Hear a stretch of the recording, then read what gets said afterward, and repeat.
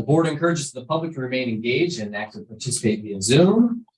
We have some on Zoom today. Notice to the public, the Board of Supervisors welcomes comments from the public during the time allowed for discussions.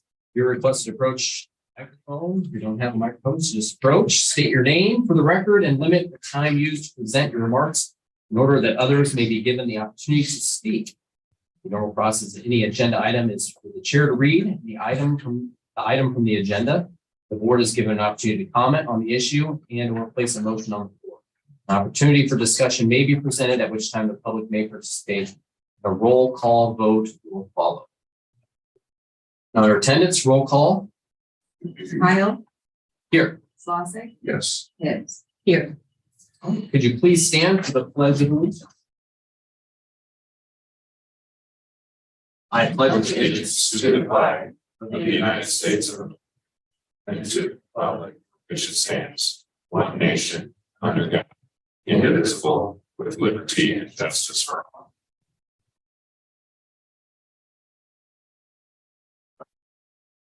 All right, I have a motion to approve the agenda. I'll make a motion to approve the agenda. I'll second. Motion is second. Roll call vote, please. Kyle. Yes. Slosik. Yes. Hibbs. Yes. Consent agenda. Minutes from regular session January 31st, 2023, and special session minutes from February 3rd, 2023. Mr. Chair, I'll make a motion to approve the consent agenda. I'll Yep. second that. You don't want me to read all of it? Steve. Let's roll. I'll give my best micro machine voice that I can to roll through these. 5B, approved January 2023 claims list. Approved claims as audited. 5D, file clerk of district court report, January 2023. 5E, file manure management plan for Acres Farm ID 56995 and Marshall Ridge Farms LLC ID 60101. Personnel changes, approved status change of Veteran Affairs Director Kevin Husbo from part-time hourly to salary, 28 hours a week at 28 per hour effective February 1st, 2023. And that is the end of the consent agenda. We have a motion. You can make that motion now, see? Oh, yeah. All right, we have a motion to second. Any discussion? Roll call vote, please. Kyle. Yes. Slosik. Yes. Yes. Number 6, approve new hire interpretive naturalist. That would be Emma Bruck at $22.48 per hour, effective on or after the 15th of February, 2023.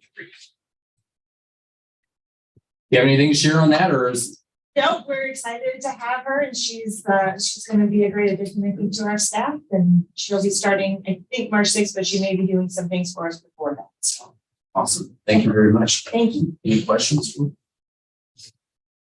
Any discussion? All right, well then I'll entertain motions to approve this hire. I'll make a motion to approve hiring of Emma Bruck at $22.48 per hour.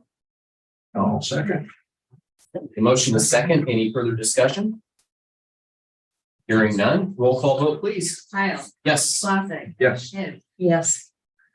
All right, moving along to adopt resolution 2023-0012, supporting the home-based Iowa initiative.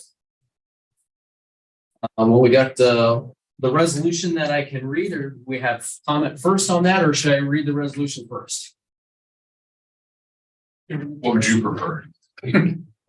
I'll read it.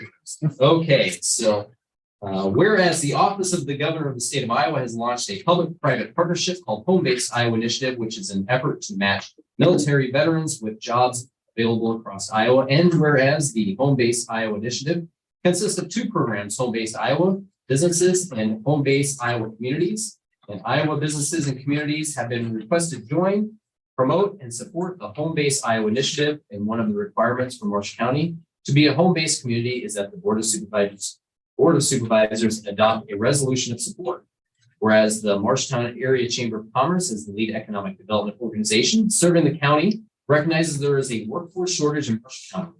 And this program will serve as an additional tool to grow the pool of qualified applicants for our employers. And whereas the Marshall County Veterans Affairs Office assists all qualifying veterans living in Marshall County and recognizes that this program will serve an additional resource to help attract veterans to our county, as well as assist veterans currently residing here that are looking for employment.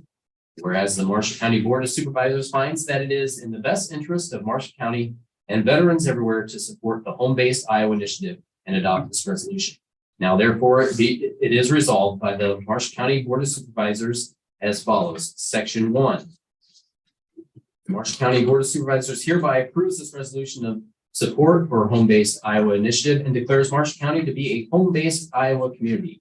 Section 2, the Board of Supervisors encourages Marshall County businesses to take whatever actions are necessary to become and continue to be a home-based Iowa business, and other Marshall County municipalities to take whatever actions are necessary to become and continue to be a home-based Iowa community. And upon passing this, it was passed today, February 15th, 2023. All right, well, excellent.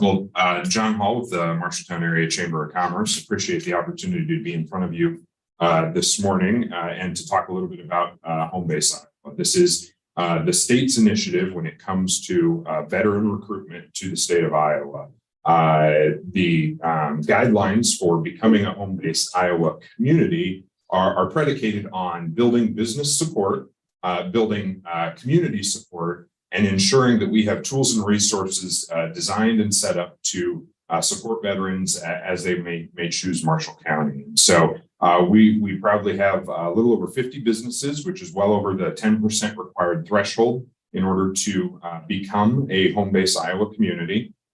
We're now here in front of you seeking approval on the resolution and have set up kind of a starting point for some of the initiatives and investment that we will be making as a part of this. So as you may be familiar, we have the Make Marshalltown Home program, which is a $10,000 incentive for new homes in Marshalltown. We also have a $25,000 retail or restaurant grant that we are able to deploy in Marshalltown.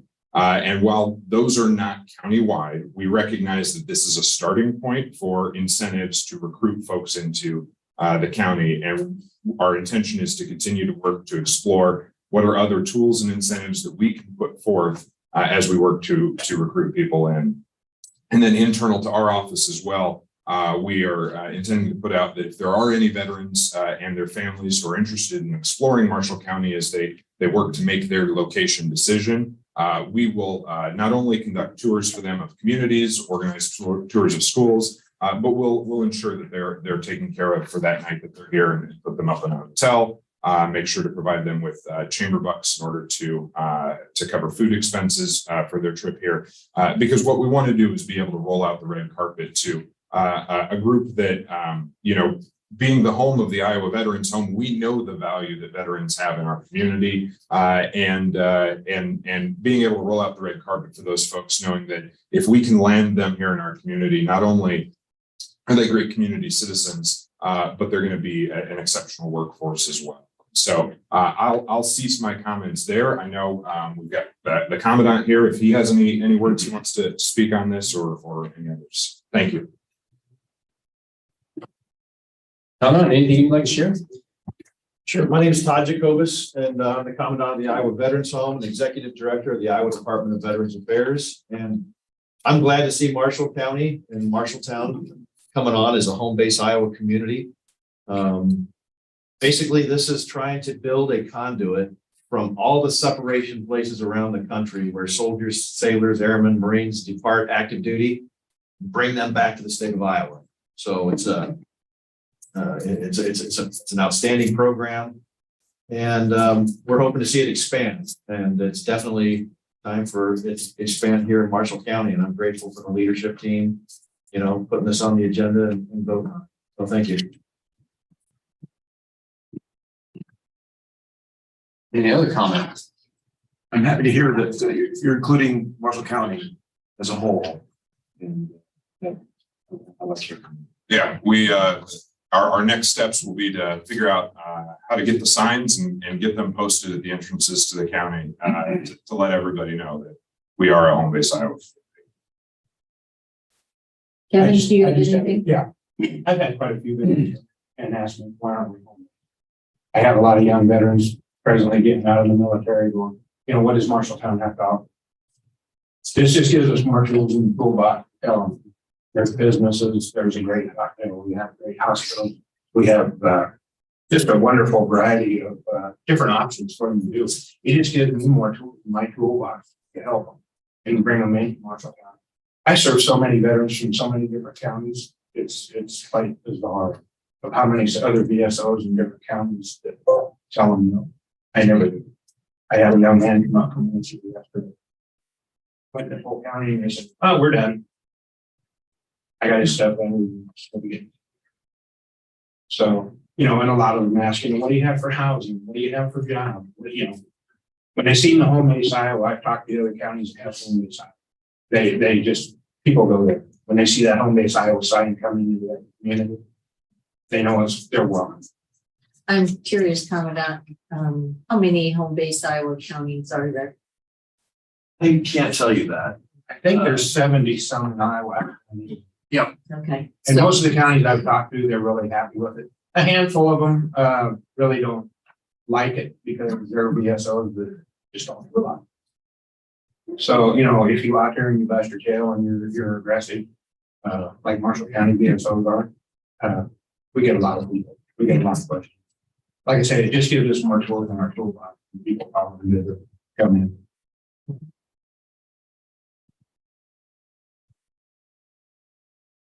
Great. No, this is a wonderful thing. What a wonderful way to give more opportunities to our veterans here in County, and having the veterans home. It makes perfect sense for us to adequately serve our veterans who have given us plenty of sacrifice for what we have. So it just makes perfect sense for us to make Marshall County a home base.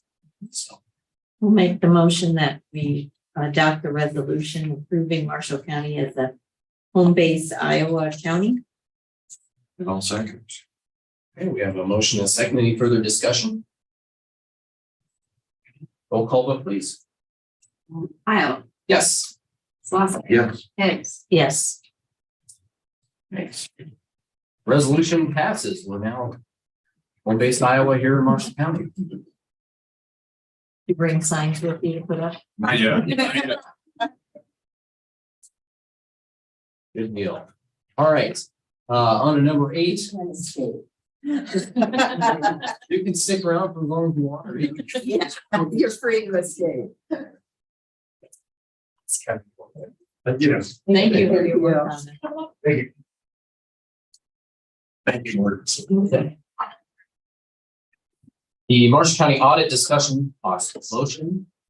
Proposals for the annual audit of Marshall County for fiscal years July 1, 22 through June 30, 25. Yes, we're going to review proposals. What have we received?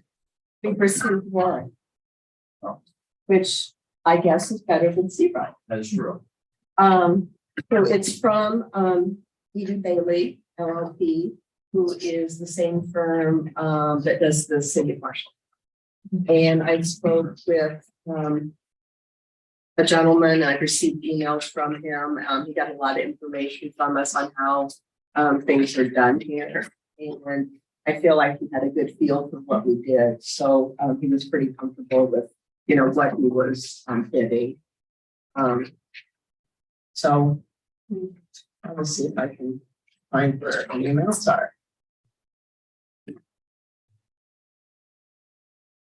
What was our deadline to submit? It was Monday evening at 4:30. Okay. He did also send it via email just in case.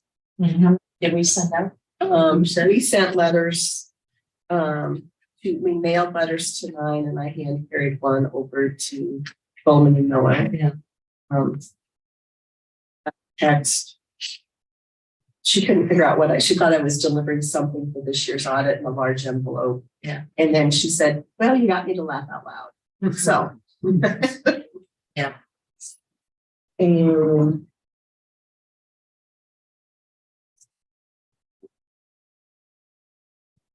This is one of the reasons I don't like that we open them and then don't.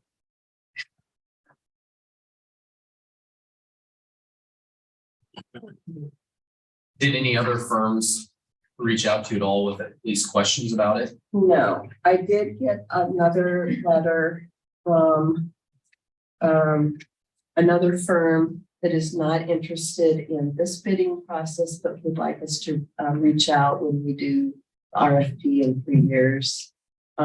It's just right now they're staffing. And it was one that I really thought we'd probably get a bid from, and I think we got a bid from last time. So.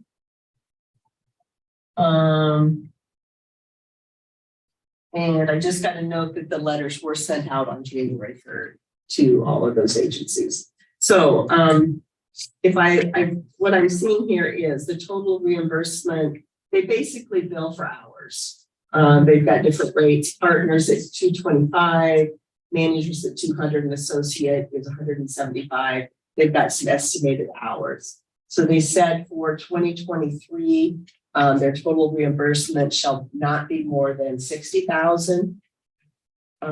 For 2024, it'll not be more than $64,300, and for 2025, it'll not be more than $68,600. This will be all-inclusive. Maximum prices include up to one major federal program. For each additional major program, there'll be additional fees: $4,000 for 2023. $4,200 for 2024 and $4,400 for 2025. And those would be anything that we have, which is federal funding. So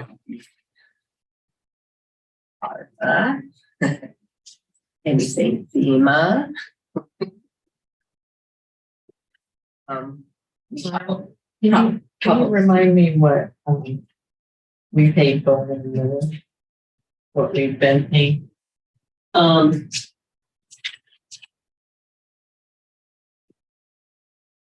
know that we're in the mid-30s. So this is about double. Yes. You know, one thing easy on Bowman and Miller, they have no travel expense. I'd have to look that up and get back to you the exact amount, because we did have some additional charges due to the additional federal monies. ARPA was another piece that we had to pay additional fees for as well.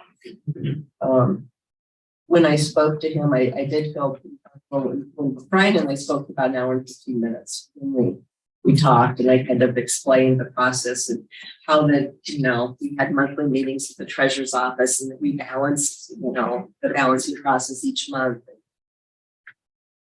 Said he wished other counties did that. He was very excited to hear that. So it was a really good conversation. And Can we make a decision on this, even though we've only gotten one bid? yeah.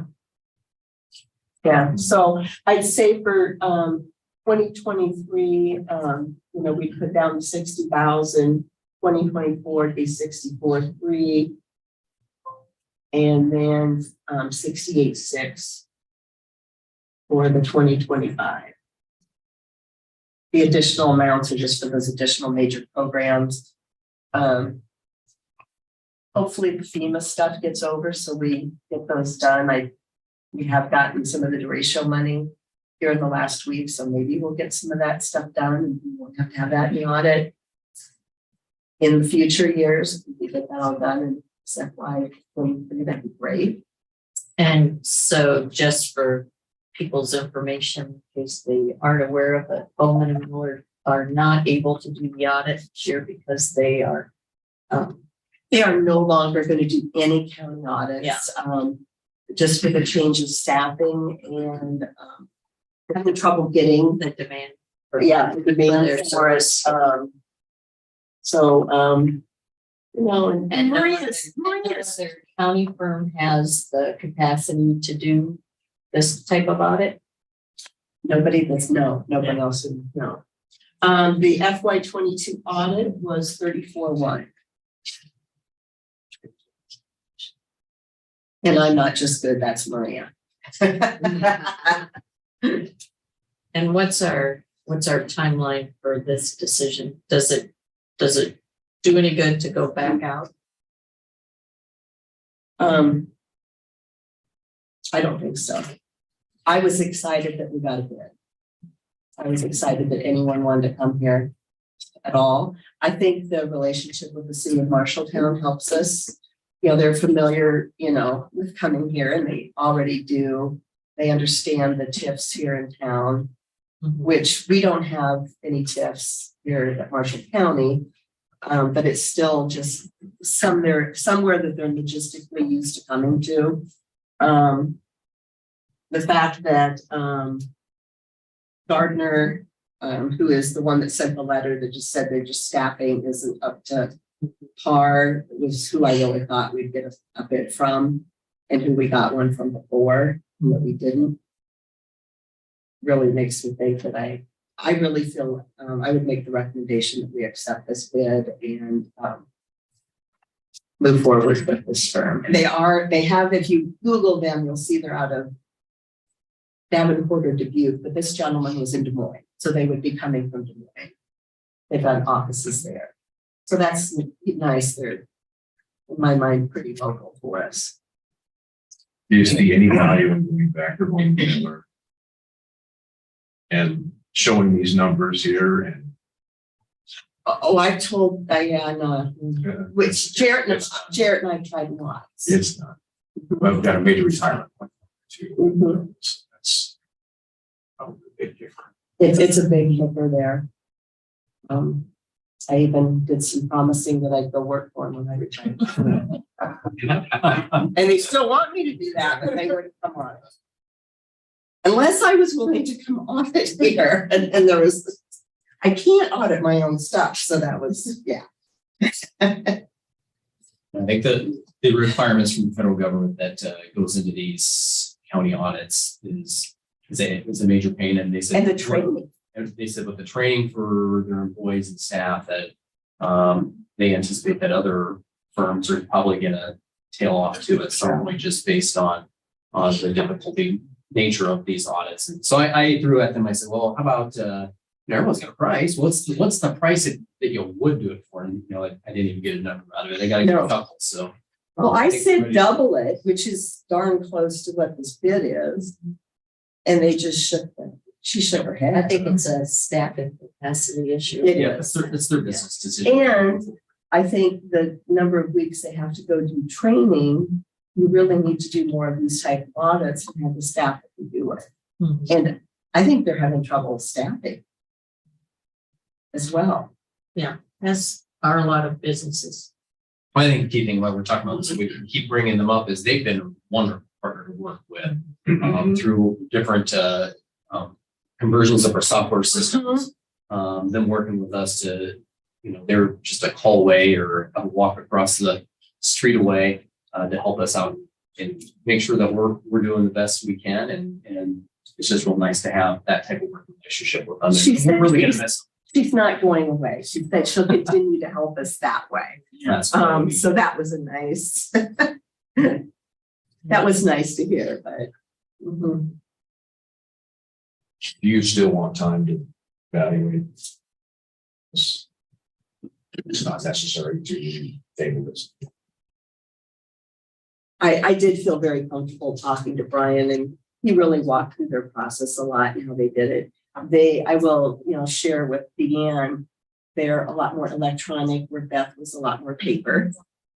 But I kind of expected that, and they do also have continuing ed things that they offer for us. Which I thought, for accounting, yeah, so there's a few little perks for us maybe that we didn't get, but.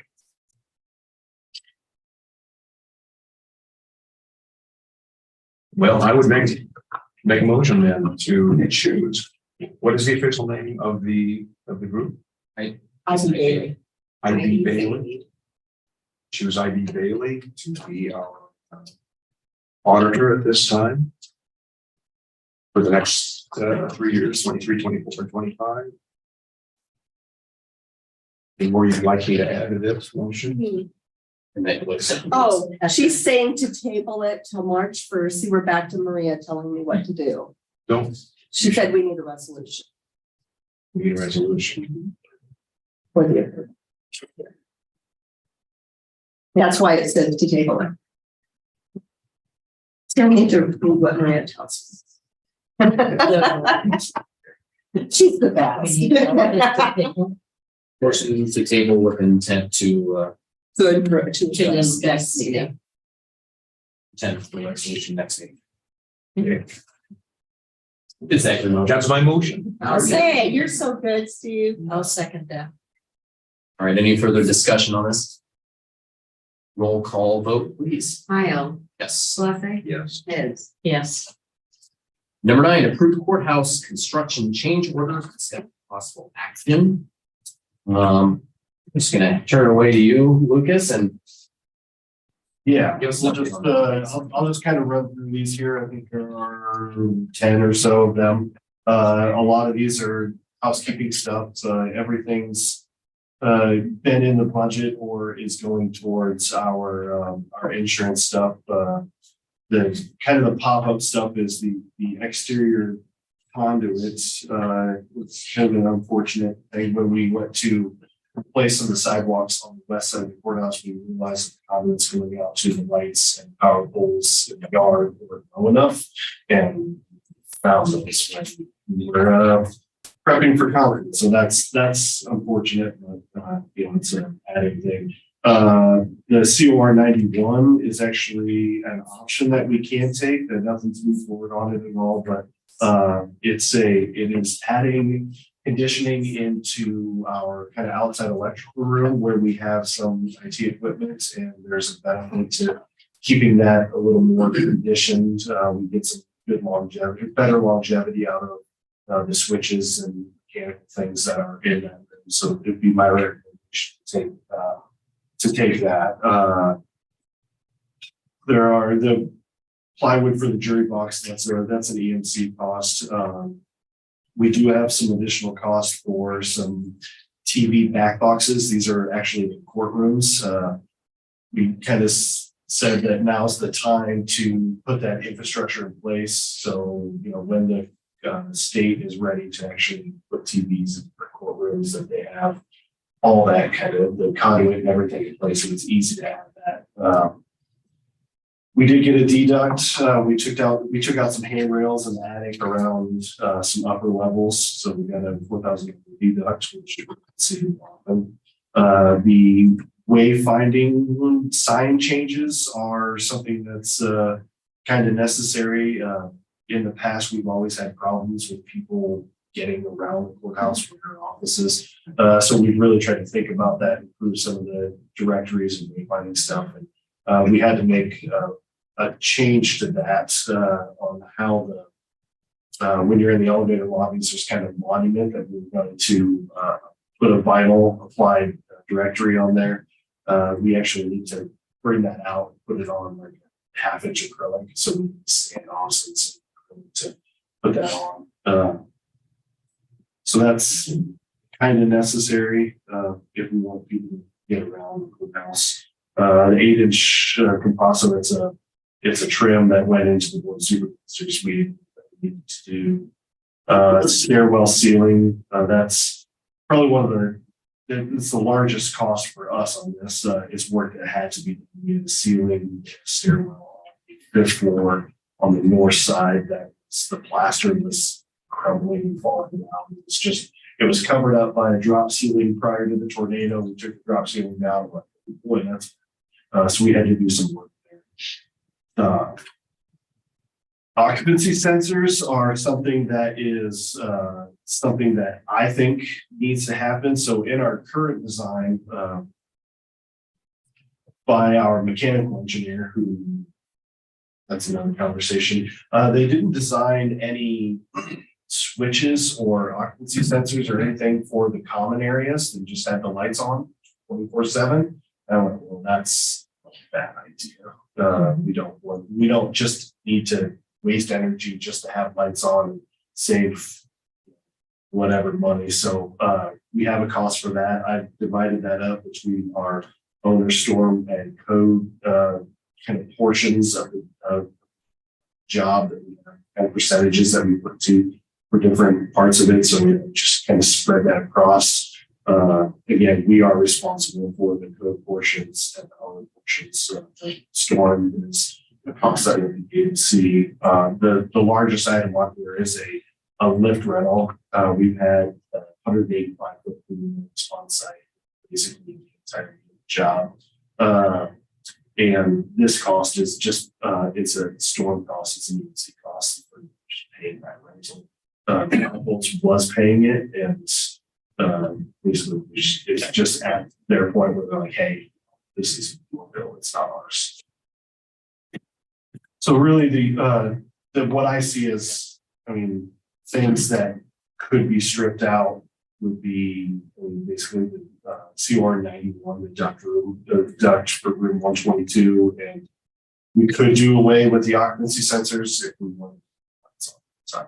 Do you have a payback on those for a building like the courthouse?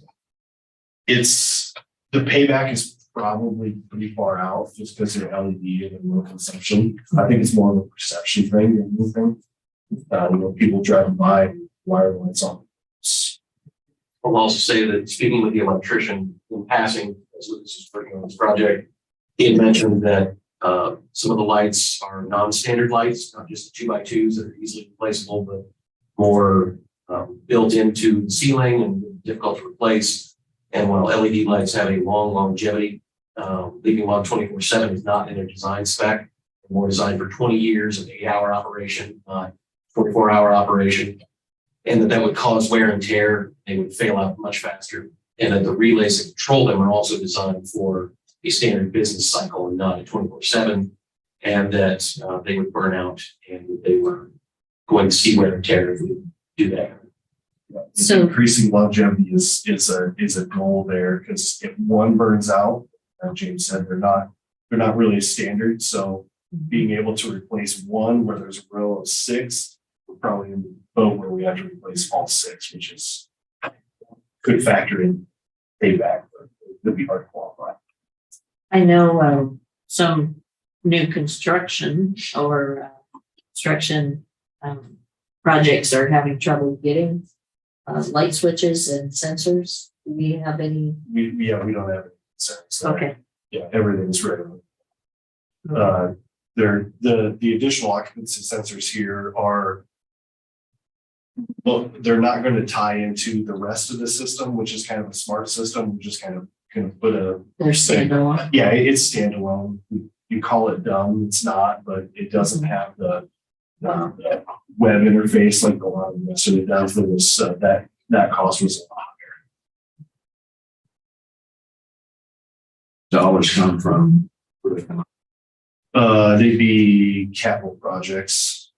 Well, I mean, storm dollars, that's all EMC. So the dollars that Marshall County would be responsible for is that $29,000 or so. Chunks of these are already, they're already in the plan. The only real additions to what would be not already budgeted would be the 90, the 91, and the 100 CORs. So we're looking at $7,000 above what our current budget is already accounted for. You feel pretty strongly about the sign. I do. The downside to not doing it, so this is a cost to add the standoffs and the acrylic. It's basically like a Lexon standing it out. We did some planning ahead and put power and data in the wall where that goes. And the electricians didn't understand that power and data was supposed to be covered. It was supposed to be just a box and drywalled over. When they put the box in and covered it, so now the box is there. So you would have to go back through and basically abandon the electrical and data that was already in the wall and have to drywall that over, and then we could apply directly to it. So we had a plan to go in the future for if we wanted to do digital signage and things like that. And we've done a lot of the elevated lobbies. It wasn't communicated well to the electrician that wasn't actually supposed to be there because it showed on it's there. So this is your second choice then? Is what you- I would say this is a better choice in the long run, I think, because that infrastructure is already there. But it matters that much. It's nice to have that availability to have the power and data there and somebody ran somebody tied into the system. I mean, we could rock it over and make it smooth and just kind of don't know what. Sure, but. Might cost more down the road if we. I mean. Unless you guys Not do it. really. I mean, it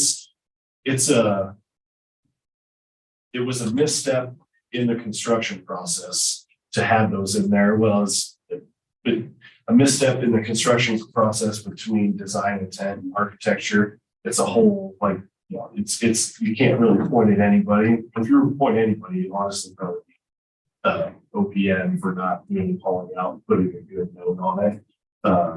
Because the electrician looks at it and it's like, out, it's there, it's out. But that owner portion total 28,498, that's within the capital projects budget, right? Yeah. Yes, I mean, we're adding, like I said, about $7,000 to what was already planned in the budget. Do you think these are probably getting to the end of these? Yeah, there's a few others coming through, but I don't know as anything that isn't, like I said, already in the plan, already taken account for.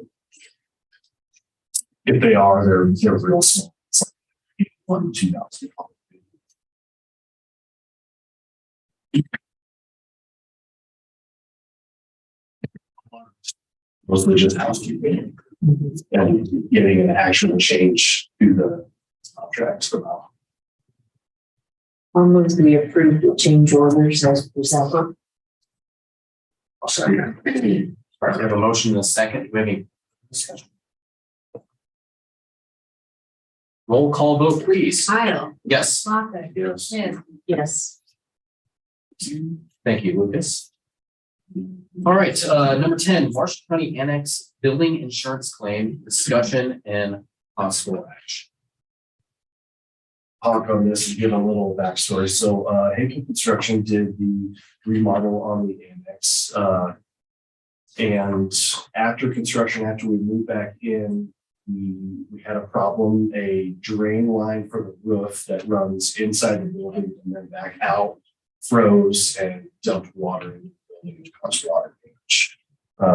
I had talked with Henkel and I told them that this was their mess, their job. They caused it from basically not following design intents. They have turned it over to their insurance. Their insurance basically contacted Bobby and myself,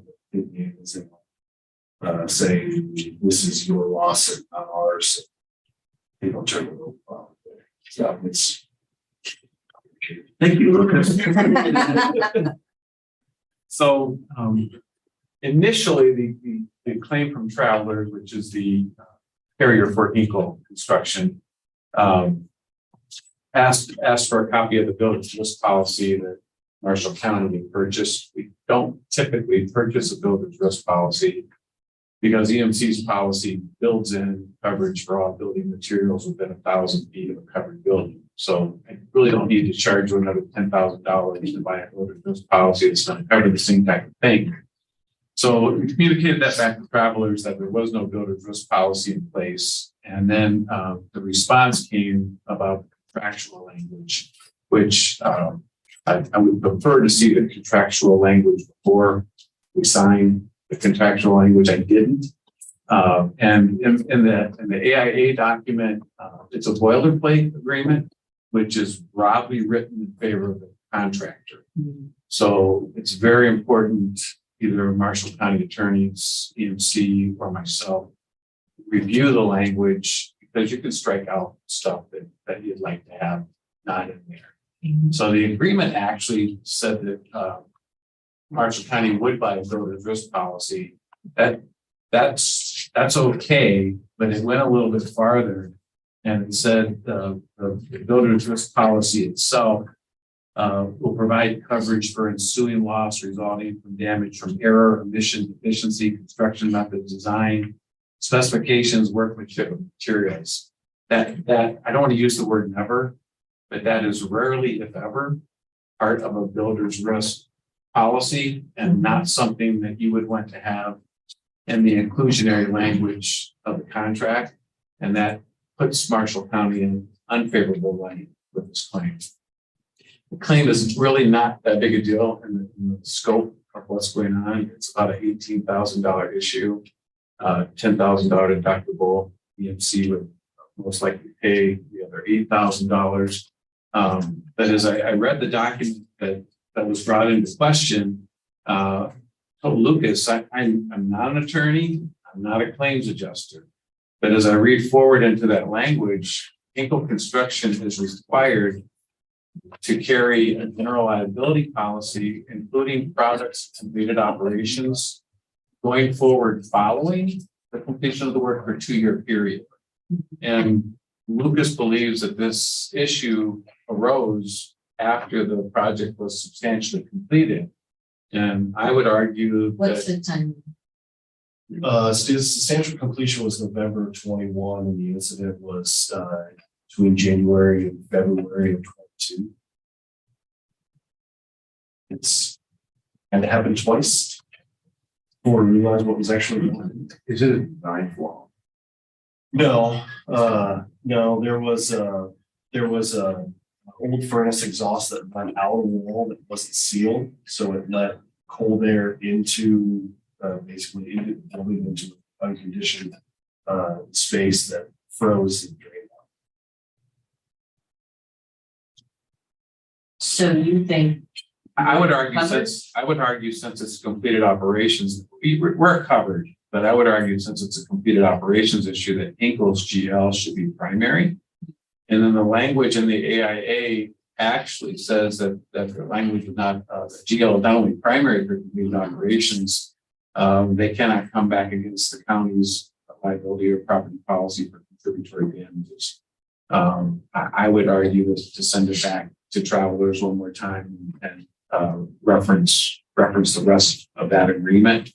EMC is certainly welcome. We can present the claim to them and let EMC take these steps. I don't mind responding back to the travelers adjuster and stating our case. We can, the EMC adjuster is aware of what's going on. The secondary issue is Hinkle also had to secure a performance bond for the project that has not been tapped. So I would argue that but is that something that can be used before substantial completion? I don't know the answer to that because I'm definitely not a claims adjuster when it comes to bond. Yeah. So I asked the EMC property adjuster that question, and my response from the property adjuster was, "I'm not a bond adjuster. I don't know." So, but that's a second avenue that's worth exploring if Travelers kicks back on the general liability. Worst case to the county is it's like a homeowner's claim. So if you have a broken pipe in your house, the pipe isn't covered itself, but all the resulting damage to the pipe is covered. It's that same way with this policy, with your property policy with EMC. So the damages are covered underneath your policy. I just don't believe Marshall County should be responsible. Right. It seems to me we should pursue other avenues first. That was kind of my take on it from day one. You know, it's their negligence in not, performing work to spec that caused the issue. So at this point, we haven't paid anything. Locals paid everything. We haven't got. I mean, they tried to pass the bill on to us. Has the problem been fixed? Yes. Yep. Yes. So I think with Bobby basically going back to travelers and saying, here's our response to your request is probably the step. I don't think, I wouldn't like to see a plan made with this. Just, number one, it's hardly over. And number two, I don't see it.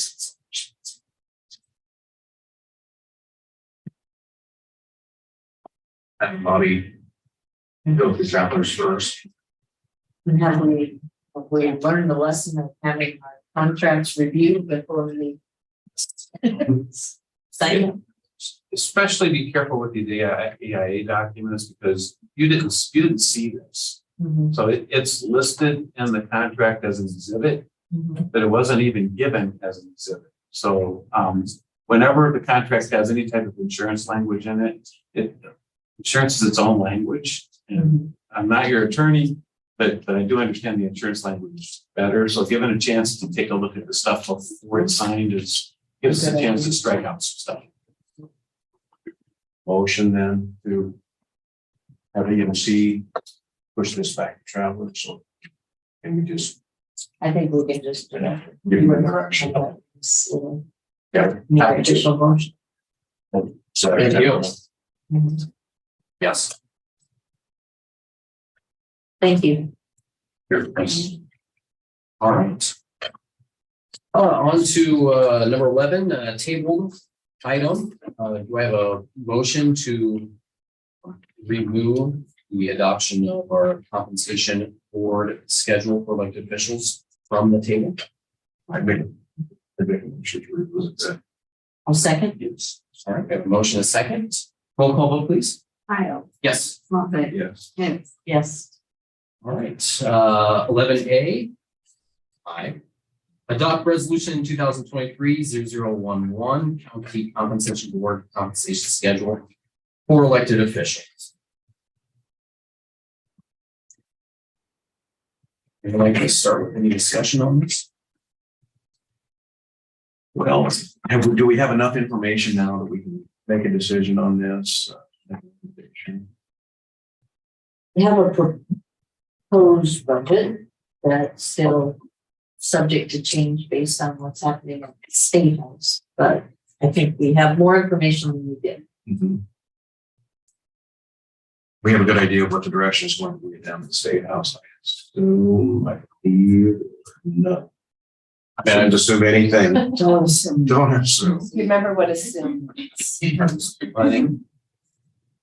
I would guess that Senate File 1, well, whatever, it doesn't matter what Senate File 181 does from our standpoint, because we've already built in the estimate of what into our budget that we're having published. It's already built in there. And so our budget's going to end up being a better case scenario if this legislation for some reason doesn't go through. So which we know that's going to affect us of about $275,000. So we know that now the other thing is the legislature going to do anything else that touches this current year that we're budgeting. I would doubt it, but it's a legislature. So I would assume they're more looking at things next year than in property taxes of what we're hearing about in the news that they're talking about. So the proposed budget we have is we actually proposed to raise taxes less than what inflation has been. We had our departments go back and cut a lot out of their initial proposals. And so I feel comfortable where we're at with the budget to make this decision. Are you guys? As comfortable as we can be. So I will make the motion, and I probably need some guidance on the language you need for this, but that we amend the recommendation to adjust the county sheriff's salary to a 14% increase.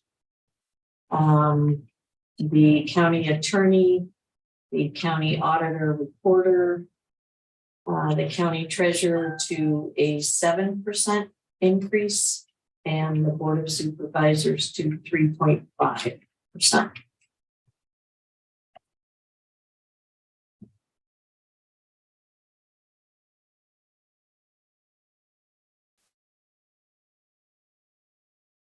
Do we need to take just a percentage? Do we need to come up with a percentage number on? Would you like to hear those dollar amounts? We could do that. So, the 7% for county attorney will be 1.7, 037.13. Auditor recorder, 7%, 86,365.18. County sheriff is 18%. 114,666.31. For the board of supervisors, the 3.5% will be 41,952.77. Treasurer, 7%, 74,351.05.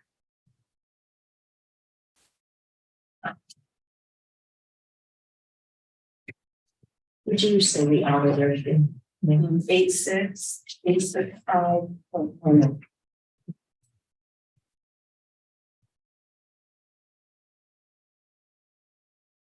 Yeah, I was something to discuss. Oh, yeah. Is there any other numbers anybody wants repeated?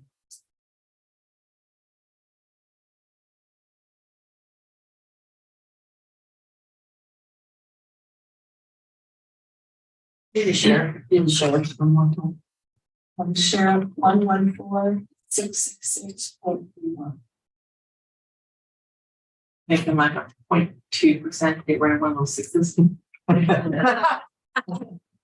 Just saying. Put that out here. Let's just do like a 14.2. I'll say.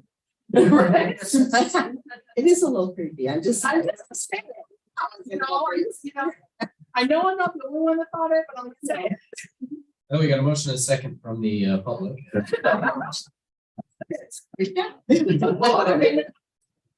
All right. I'd like to hear some comments from the conversation. You, there what your thoughts are. So the compensation board worked very hard on this. We put a lot of effort into collecting the data, put that for you today. I was hoping Ann gave that to you earlier, but I just wanted to make it belt and suspenders. Our sheriff is paid the lowest of the, let's say, equivalent or count populations of counties. In comparison to the state patrol officer, as Ben has pointed out, 135,000 a year. The city police chief, 131,000 a year. We are in the middle of the cohort population wise that I use for this analysis. In reality, in order to get the sheriff where he really needs to be, he needed a 31% increase. Well, we did our level best to get it to give as much room to you guys as we could, knowing that, hey, we get another bite next year, so we can get it up there. But if we keep holding the sheriff back and we keep holding the deputies that are tied to him back, we keep squeezing that percentage between negotiated union and non-union people.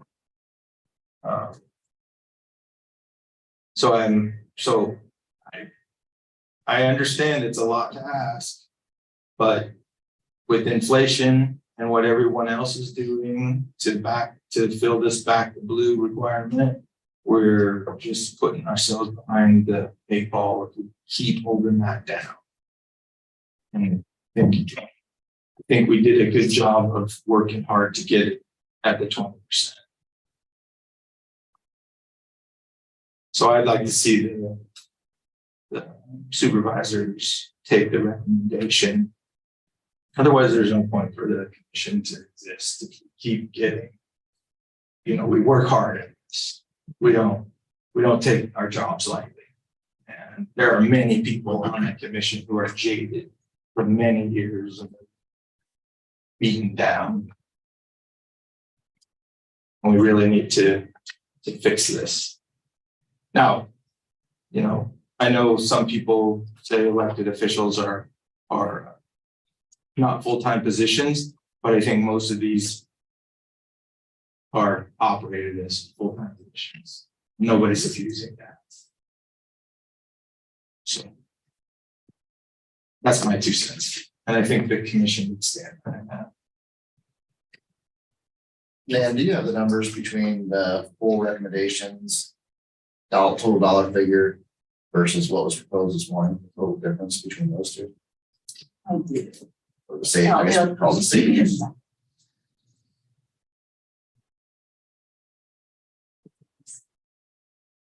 The savings, with that is $22,007.10. To give some perspective as an employee, I guess it is frustrating. I get dollars are tight, but that dollar figure, that 22,000, we see approved in blanket fashion, time and time again with courthouse expenditures. It's frustrating that we see those dollars going there with no, I don't want to say no regard, but yet the personnel, it's to be asked there. That is frustrating as an employee. This is one of the biggest increases that we've ever seen in my time being a supervisor. And it's absolutely going the right direction. This is the direction I wanted it to go. My thought, as we were kind of thinking about numbers, that it's going to be hard to do this in a year's time and make it work. But, you know, if we can get 14% isn't quite halfway there, but we're making progress towards getting, you know, over halfway there, I guess. If we can get it next year a good amount as well. It's just a lot to do in 1 year.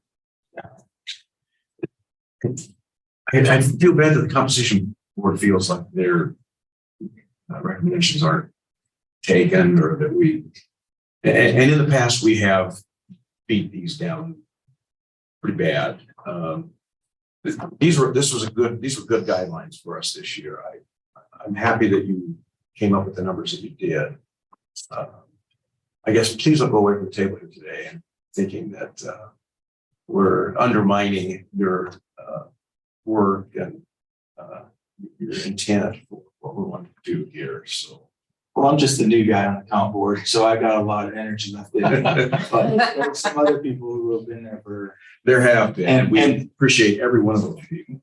And I just want to point out that with the Back the Blue legislation from the state, their objective is to level this playing field across the counties. Yeah. And there's a county smaller than ours, Lee County, which increased their sheriff's salary 45% last year.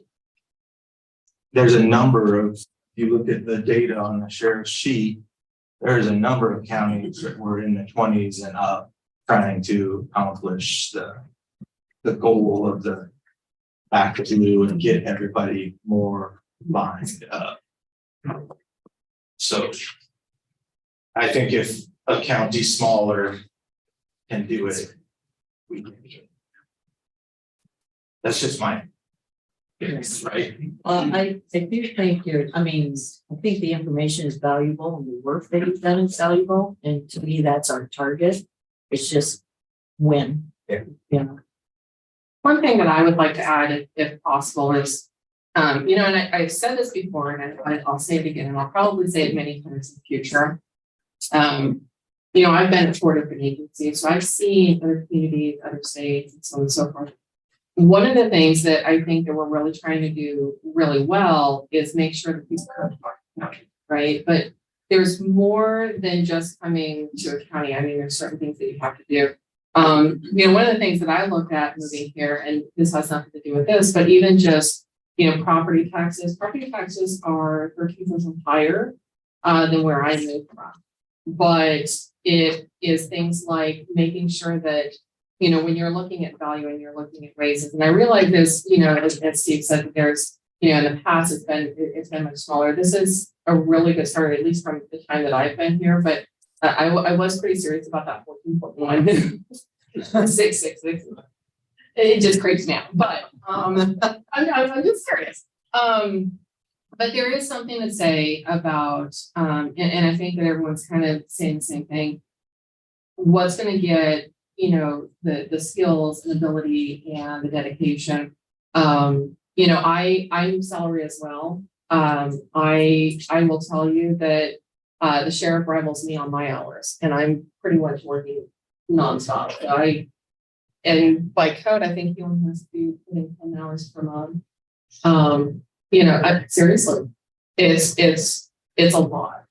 And I think just, you know, the value that it sends, that it lets people know that, you know, your work is appreciated. So my 2 cents, plus 21%. Thank you. Thank you. James, you have up all the rankings of all what our elected officials are. Could you read those off of what we're currently ranked? Yeah. Compared to all the other counties? Just 1 second. And I think I know, just from my history being treasurer, I think treasurer's ranked 51st in the state. Treasurer is currently at rank 51 out of the 99 counties. Supervisors are ranked 30. Sheriff is at rank 42. We don't have a recorder. It's been combined under the auditors. We'll skip that one and go to the auditor, which is ranked 21st. Again, the auditor is one of 2 counties right now in the state of Iowa that's combined, us and Woodbury. And the attorney is at rank 32. I think the bottom line there is, reality is Marshall County is behind. And if we have pride in our elected officials, pride in our people, and we want to have the best here, and we believe that we're the best, well, the pay should reflect that. So when you say that, and you look at what the original proposal was by the compensation board, you can easily make that, you can easily understand why that recommendation was made and how we can accept that. And when the point that's made, it's only $22,000 of the difference between the original recommendation and what we have as what was the motion was made. We've worked with all of our departments to cut this. It's something that we could accept. The question is that what we want to do is do a big bite now? We want to do a smaller, medium bite now and keep working year after year after year on this to catch this up. Well, I mean, I guess my thought is we didn't get here in 1 year. It's going to take more than 1 year to catch up in my mind, but I understand the need to catch up.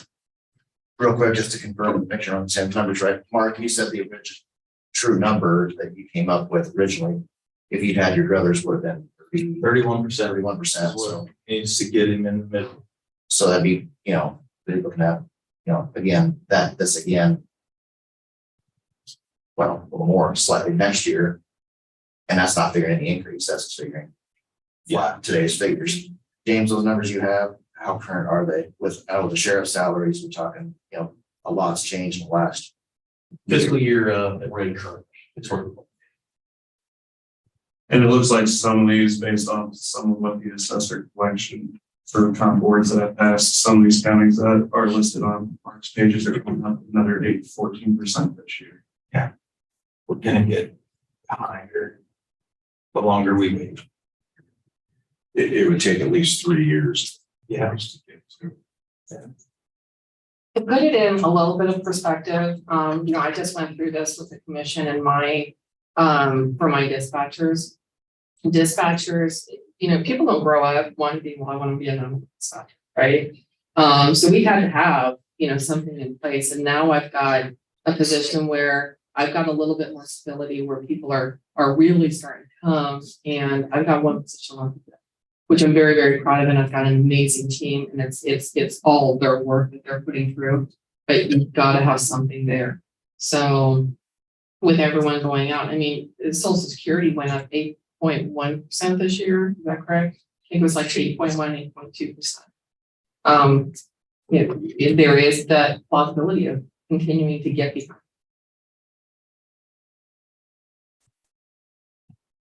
I guess from my perspective, my opinion, I would like to see us do as much as we can now. And then reevaluate next year with next year's figures. If those need figures, if we figure out things are showing other ways. Next year adjust the other way, that's fine, but I think. I agree with Mark that small steps will get us there. But, and this is not a small step, but we're still not caught up in the last, on the document right last meeting. The last decade has set us so far back. We need not little steps, we need several big steps just to get back on track. And that's not figuring any increase. That's just figuring, flat where we're at today. I'm afraid without, taking that big step that we're not going to get there.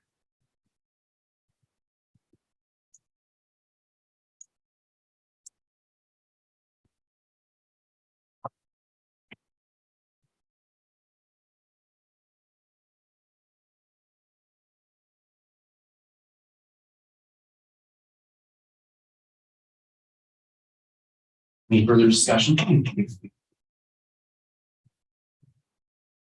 Well, I'm a big picture guy, take a step back and because it's easy to get honed in on an issue and then argue it. And also we can forget the big picture. The big picture is I really can go either way with what was the recommendation or with what the motion is on the table.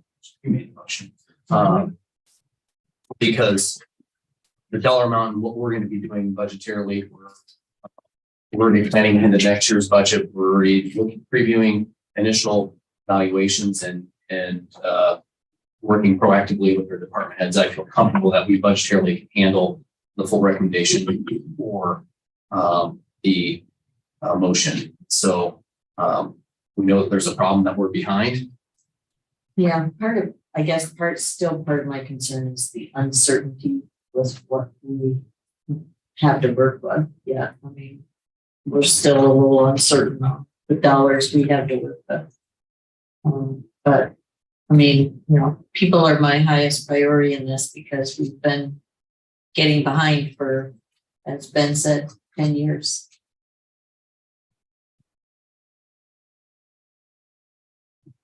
It's just, in my mind, it's just a matter of how long it takes us to get caught up.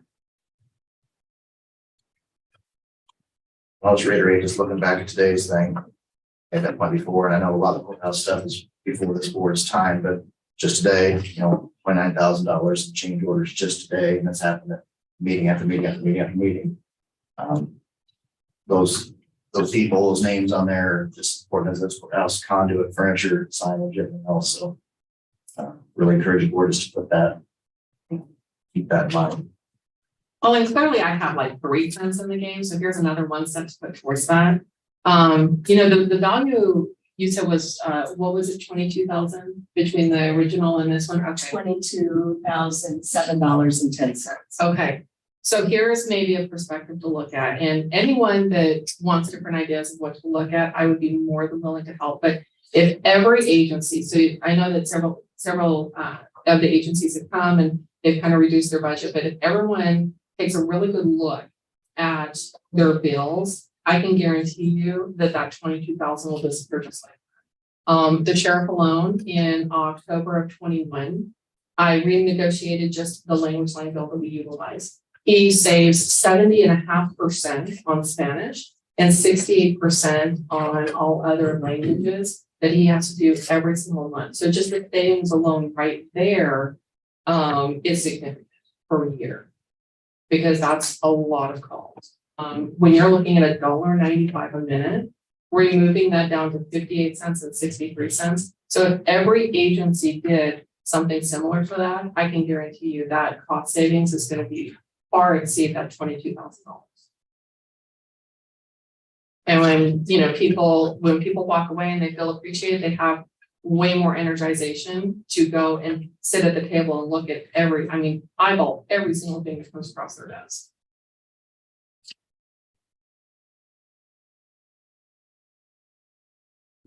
There's my 3rd cent.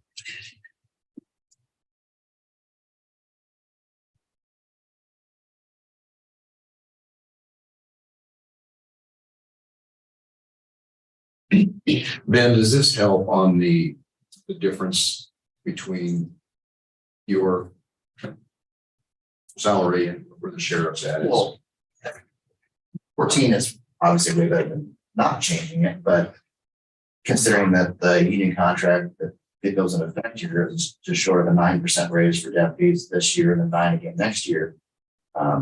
Again, so you take that factor, that 9% in there, that means we're 5% spread, difference between the contract. So we're not, you're widening that gap by, it's such a small, we're not widening it by much. Really? That's the issue, it's more prominent in the jail side, jail lieutenants, because you had that, I don't know if you have the figures here, but that's still essentially they're doing that job. Yeah, so, yeah, the jail lieutenant, so by 2024, just, like a jail sergeant with their base pay, will be more than what a lieutenant's make. They're hourly and this the lieutenants are salaries. So, yeah, so that's just causing that compression, really. As it is, I don't know, that's a change over time society.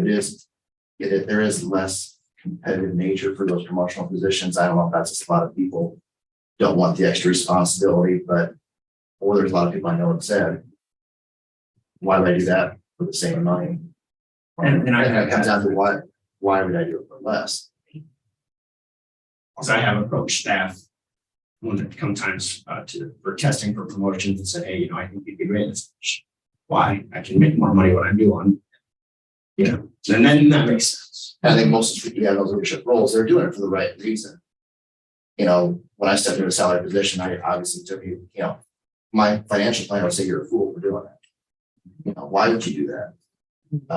But we do it for the right reason. But I guess I do it with the idea that I hope that we get things back where they need to be.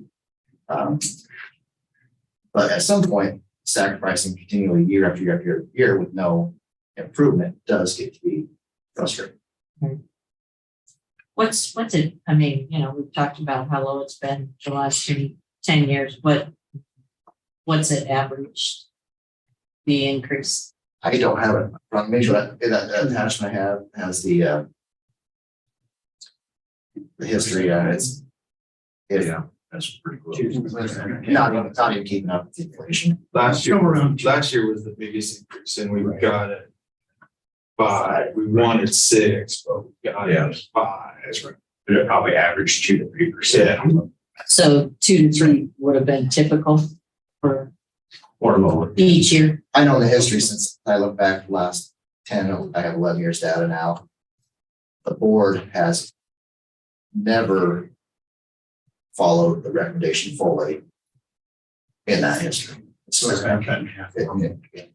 And last year you asked for 6%. Yeah, because there's a lot of history in that, but That was bitterness. and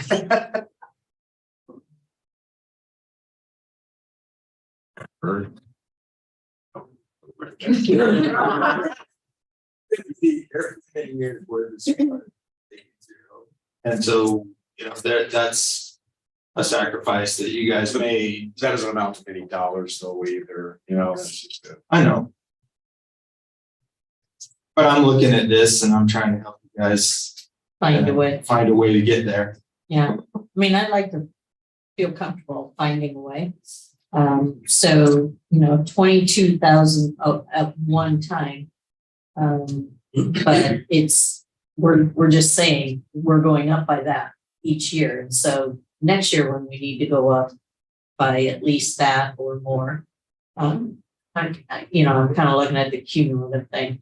We need to get there. And again, in my mind, how fast can we get there? I'm just gonna throw this out here because I'm the biggest anti-tax person there is. I think that's safe to say. But I'm gonna point this out at my demise. Marshall County is the 15th largest county. Yes. And we're in the 60% rank on taxes. So we are nowhere near our position. Mhm. I really like being down there. But Robert, are you? But I'm not gonna- Quoting? Mark says raise taxes.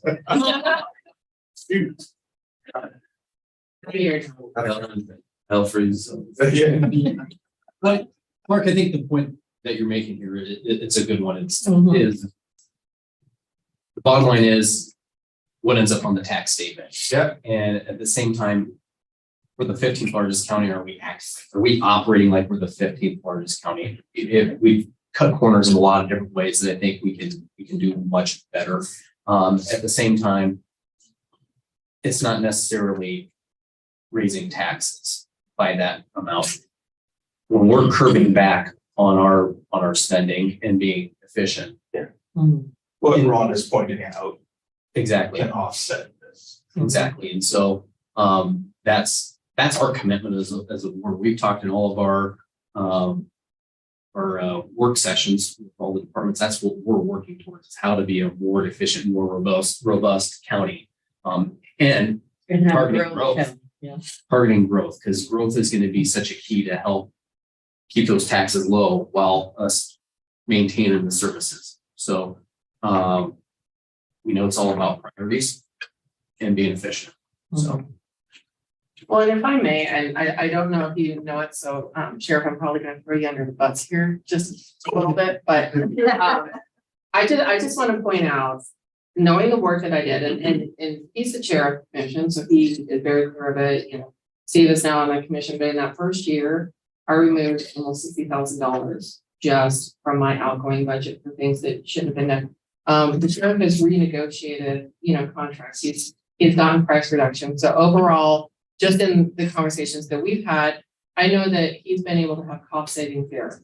I don't know that it's at 22,000, but if everyone started looking at that, I can guarantee you that you would have that cost. I guarantee it. Well, I mean, I think as Jared alluded to, we've met with all the departments. Right. They've already gone back and cut as much as we've asked for things. So and we appreciate all the work they've done so far. We may have to do a little more. And if the message is, we'll do a little more on that side to get a bigger step of where we need to be, then I can probably live with that.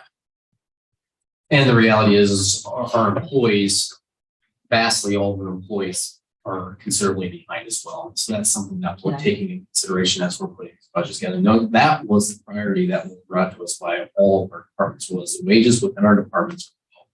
And they're not comparable to other counties, and we need to stay competitive, and we need to treat our employees right. So we're trying to factor that in. So whatever we decide here, we're looking at comprehensively of what's the unions, what's our employees, what's elected officials. So that's partly of some of our decision making here. We're going to go bite a big apple out of the big apple here for this amount.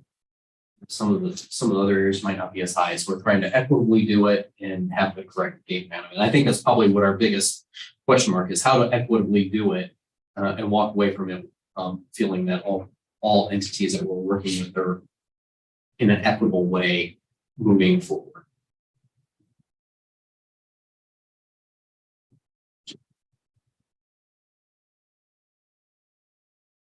So with the idea that we'll probably have to come back to department heads and talk again about some other adjustments, I will amend my motion to accept the comp board's recommendation as presented.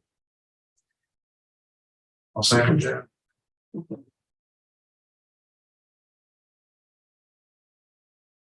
And with this amount, it's not going to be anything major with our departments, and because they've already done a lot of heavy lifting. So Yeah, well, I appreciate the work they've already done. We just Yeah. still have some uncertainty. Valuations will be higher next year. that 23, they are going up. Each class was about 1% for commercial and residential. Estimated number from, I think, 560 million. They are the assessed values for all classes. So we can see a light at the I don't think taxpayers are too excited about that. If it was new construction, then we'd feel really good Yeah, about it. yeah. That's, but I mean, I think that's our focus. And it's more reacting to the market where they're paying these higher numbers for homes. Back when I bought my home, it was 70,000. Mhm. If I was to sell it possibly today, I'd possibly get what my new assessed value would be around 95. So in 7 years, my house is not like 25. According to a realtor, that just like that. So so the reality is if we utilize all that valuation growth next year, it's gonna be a massive tax increase on people. So we can't bank on using all that valuation. Obviously, it'll help in some areas, but it's something we'll have to be cognizant of, that it's not just money falling from the sky, which would be wonderful to happen, but that's what our vote is for, right? That was, but don't worry, we all paid for that. Federal money. Yeah. Federal money was paid for that. We're gonna ask John to work a little harder there, help us grow the county. Yes. Well, I guess my last comment is I'll be comfortable voting for this, knowing that big picture, what we're working on as county is being equitable to the taxpayer and getting our people where they need to be. And that's how I'll feel comfortable voting yes on this. Any other further discussion? Right. Roll call vote on the motion to accept the recommendation brought forward by the compensation board. Kyle, Yes. Swansea, Yes. Hibbs. Yes. Thank you, everybody, for the spirited discussion on that. I think it's good discussion to have to work, especially talking about these taxpayer dollars, but also we're talking about our people who work for the county. So Sheriff, can we count on you for staying? absolutely. Wow. All right. Robert, can we help you write the headline for the article? Yeah, everybody gets along, everybody loves each other. Oh, man, good boy,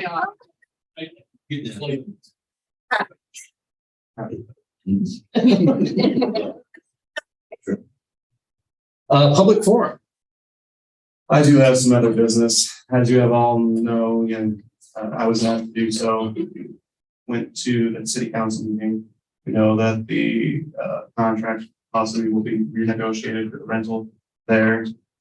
My preliminary data on that is that is a market rate, third of utilities and $18,000 a year.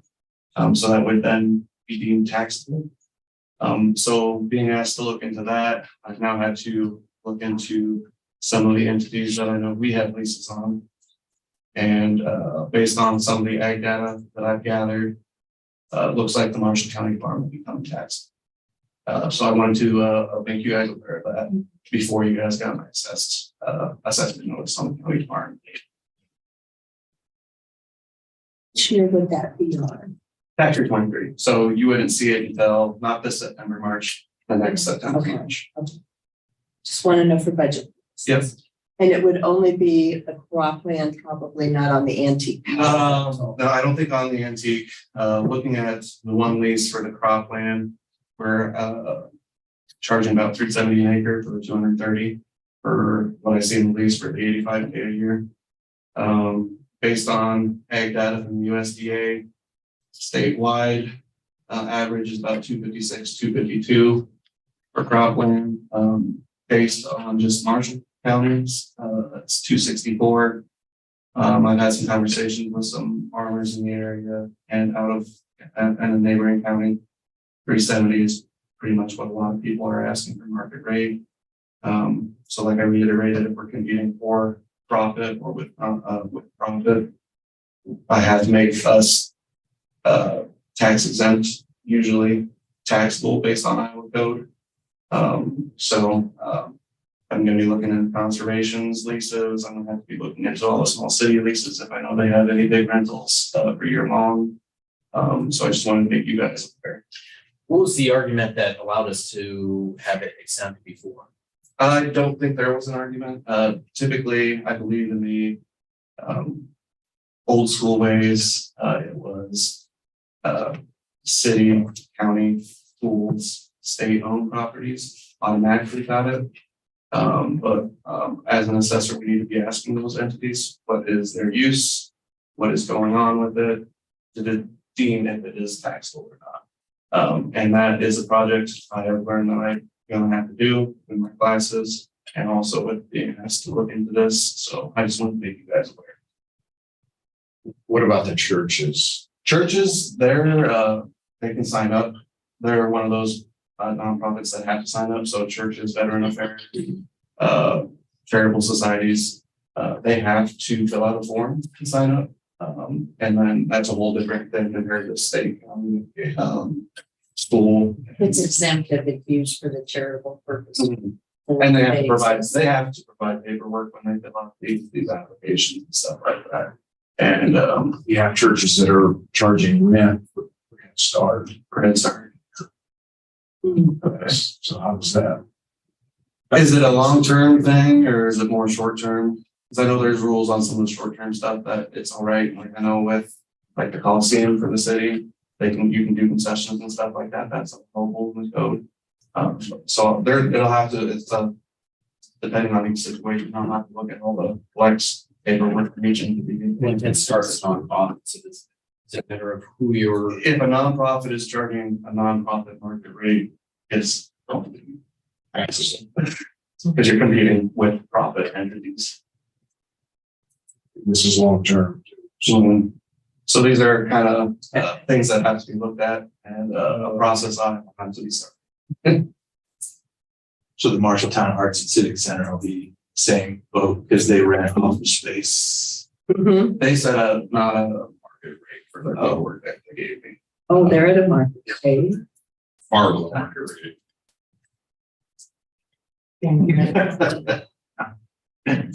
So that's not according to somebody in the United Way. But those are kind of things I have to look into. Because I just had like the Y and Civic Center, they just signed up with their paperwork they gave me. Does the city have the right to ask for an exemption? Or is that not? For the police fire, Yes. if they don't charge market rate. That's the only. I say they charge under market rate, so with your contract negotiations, you got to be in the loop on, I'd have to look into that kind of stuff when that's finalized. I'm always reacting to things, so just wanted to give you guys a heads up for future budgetary purposes. How is market rate figured in all office space? I have to collect that and ask. So it's just. I'm asking the other assessors as well. For realtors, local realtors. Realtors would be a good thing, would be a good contact and everything like that to ask. I'm in talks with other assessors. There's so many variations. There are. It definitely is. And that's why I've had conversations with other assessors about the county farm and everything. The city of Ames assessor, she was back in Wright County. She made their county tax based off the lease that they have. It's still taxable. So just a heads up. Because we're gonna get to the point where we're gonna have to put a deputy with. 4 hours a day. It's a conversational place. All right, the personal safety. There'll be a fee for that. Market rate or? Any other public? I just want to talk about February 20th. All the departments at the bank will be closed to the public. The bank is closed. Our offices will be there. We'll be there by phone, but the bank asked that we not be open to the public. If they went out the doors beside our counter, there was no way for us to shut the alarm off. So we're gonna do just be in there and working so public can reach out to us by phone. We'll also be doing public tests for the March 7th special election, the auditor recorder's office, so we'll kind of be in and out. But Deanna and I both have keys and can disable and enable the alarms, and hopefully there isn't a dispatch call to 911 that day. Do you have something else? Mark? I don't know if you're aware, but there's two competing bills from the legislature for making the emergency management levy a line item on the assessor statement, tax statement. There's one that kind of keeps it as is, where it's a line item county, but there's another one that's making it And it's a more, little separate. more sunshine on it. Because right now, emergency management, I know you're kind of talking about 911 or the MCCC and emergency management, it's a little more detailed than that. Right now, 29C states that emergency management has 5 options. I know Joel and I kind of walked through that to finance emergency management. There's also the special levy part of 29C that allows for communications levies through emergency management, is which we kind of looked at when we talked about the Marshall County Communications Commission and salaries benefits. But those are 2 different things. The county actually didn't go with that. From what I can read and what I can gather from Nan and from looking at the levy, they didn't pursue it as an emergency management special levy. It just went through as a levy through the county, correct? So it's different, how it's funded through Communications Commission. I just want to make sure that was clear. There's 3 different things we're kind of talking about there, and the levy that runs, that is a county levy, runs through my budget as a pass-through, just because Communications Commission doesn't have a budget. They don't have a budget that they present like I do. So it's basically a line item. So sorry about that, Mark. I want to make sure, because there's a lot of confusion even at the state level right now, like how does this work? And what they're trying to do is change the 5 options just to run as a levy for emergency management funding, not for this communication, which is another special levy. So yeah, it's really confusing. So those, but anyways, those 2 are going on. I just wanted to make you aware of it, that you might want to look. See. So. Now that one's definitely worth watching.